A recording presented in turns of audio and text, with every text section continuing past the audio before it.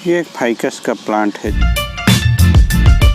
जो कि कुछ अलग है, हेयरी फाइकस की तरह है, यानी उसके सैंड पेपर की तरह होते हैं उसके लीफ। तो उसको मैं हार्वेस्टिंग बैग में ही लगा के रखा, तो उसको आज निकाल के पोट दे देते हैं हम। तो कुछ रूट निकालने होंगे मुझे। ये मैंने एक टाइल्स पे लगा के रखा है शायद, तो उसके रूट जो है उसको निकाल लेंगे पहले। चलिए, मुझे दोनों हाथ से काम करना होगा। तो ये बहुत ही बढ़िया टेपर वाला प्लांट था, मैंने हार्वेस्टिंग करके लगाया था और ये अब तक हार्वेस्टिंग बैग में ही मैंने ग्राउंड कर दिया था और अच्छा ग्रोथ हुआ था। बीच में मैंने उसको ट्रिम किया था तो नए शूट्स आने लगे हैं। थोड़ी देरी भी हुई है मगर ठीक है। यहाँ देखिए उसका डेड वुड कितनी अच्छी तरह से फॉर्म हुआ है, जैसे मैं किसी ने काम किया है उस पर।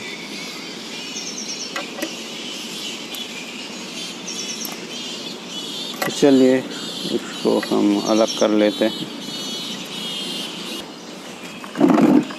तो मैंने अलग तो कर लिया है मगर कोई दिक्कत वाली बात तो मुझे थोड़ी लगती है, क्योंकि कुछ जो रूट है वो थोड़ी लंबी है, तो वो मेरे पोट में सेट होगी या नहीं मुझे नहीं पता। उसको ज़्यादा डिस्टरबेंस पसंद नहीं है, क्योंकि पहले भी मेरे पास ऐसा प्लांट था और वो चला गया था।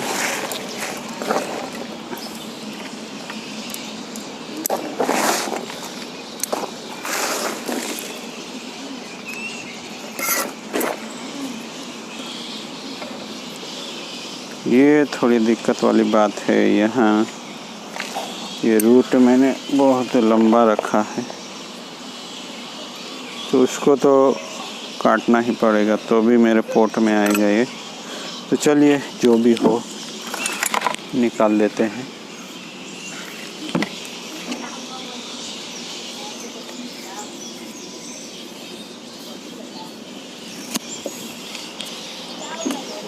ओके, निकाल लिया है। अब उसमें लगेगा एंटी फंगस पाउडर और रूटिंग हार्मोन भी लगा सकते हैं हम, मगर बीच में पहले मैं लगा देता हूँ ये एंटी फंगस पाउडर।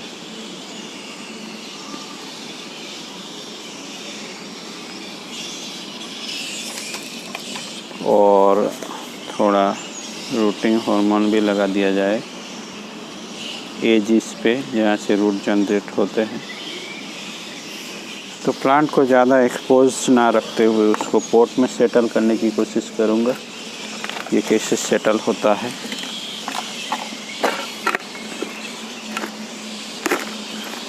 थोड़ी सी दिक्कत तो हो रही है, थोड़ा सा और ट्रिम करना पड़ेगा मुझे।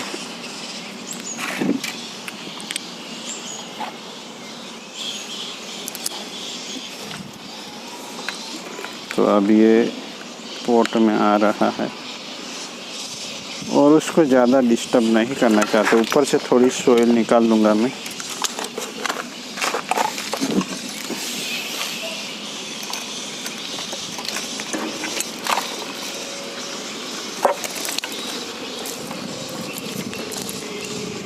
तो उसका टेपर बहुत ही ज़बरदस्त है।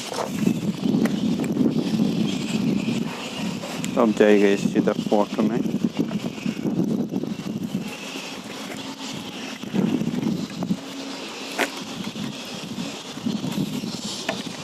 यहाँ और एक रूट काटना पड़ेगा मुझे।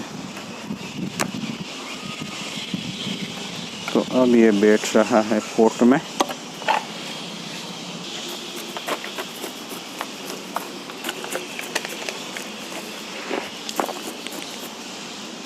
तो चलिए दोस्तों, सॉइल सेटल कर दिया है। अब ये कैसे रिएक्ट करता है उसके लिए तो आप लोगों को मेरे साथ बने रहना पड़ेगा चैनल पे। नियमित रूप से मैं नियमित रूप से वीडियो डालने की कोशिश करता हूँ, जो भी काम करता हूँ शेयर करने की कोशिश करता हूँ। अगर आप लोगों को अच्छा लगता है तो आप बने रह सकते हैं हमारे साथ। और कोई बात हो तो हमारे फेसबुक पे ग्रुप भी बना है इसी नाम से, आप जुड़ सकते हैं हमसे। तो देखिए दोस्तों, रिपोर्टिंग के बाद ये स्टार्ट हो गया है। ये अलग सा फाइकस है, सैंड पेपर की तरह है उसका, तो सैंड पेपर फाइकस भी बोलते होंगे। बहुत ही बढ़िया ऑरेंज कलर की इसकी बेरीज आती है, या उसको हेरी फाइकस भी बोलते होंगे। तो उसका टेपर बढ़िया था, इसलिए मैंने उसको हार्वेस्टिंग करके लगा दिया था। ज़मीन में ही था, उसके बाद मैंने पॉट में रखा और फिर पॉट को ज़मीन पे रख दिया था, तो ज़मीन में भी रूट्स चली गई थी। बट ये अच्छे से रिएक्ट नहीं करता, इसलिए मेरा अच्छा प्लांट चला गया था एक। उसको ज़्यादा सेड़ना पसंद नहीं करता, बट उसको रखा है। तो चलिए कुछ ट्रिमिंग कर लेता हूँ मैं, जिससे उसको कुछ शेपिंग कर पाए हम। तो लोअर ब्रांचों को नहीं छेड़ेंगे, क्योंकि अपर ब्रांच बड़ी हो चुकी है, तो हमें केवल अपर ब्रांच पे ही काम करना है। तो थोड़ा रिस्की है इस प्लांट के साथ काम करना, क्योंकि ये कभी भी डाइवेक कर जाता है पूरा का पूरा। क्योंकि एक बहुत ही बढ़िया प्लांट था मेरा, वो भी चला गया था। वो डाइवेक भी करता है, देखिए ये डाइवेक हुआ है, यहाँ से ये ब्रांच डाइवेक हुई है। तो मेरे ख्याल से ये तो क्लिप एंड ग्रो मेथड से ही हो सकता है। बट ये लोअर ब्रांचों को मैं ऐसे ही रखूँगा, जिससे ये जल्दी से मोटी हो और ये जल्दी से शेप में है। तो चलिए मैं कुछ वायर लगा लेता हूँ यहाँ, जिससे कुछ मूवमेंट दे सके हम। तो वायरिंग कर ली है दोस्तों मेन ब्रांचों में, और ऐसी लोअर ब्रांचों को मैंने छेड़ा भी नहीं है और नहीं ट्रिम किया है, क्योंकि उसको ऐसे ही उसके एनर्जी के साथ छोड़ देना है, जिससे ये बहुत ही बढ़िया से ग्रो करने लगे और इससे भी ज़्यादा मोटी हो जाए, तो ही काम चलेगा। मैंने कोई देखा ही नहीं और इन दोनों ब्रांचों को बढ़ने दिया, और ये बढ़ने देना था इन ब्रांचों को, लोअर ब्रांचों को।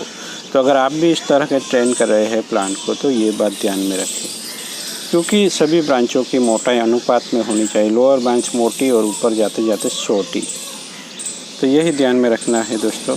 Thank you for watching. मिलते हैं एक नए टॉपिक के साथ।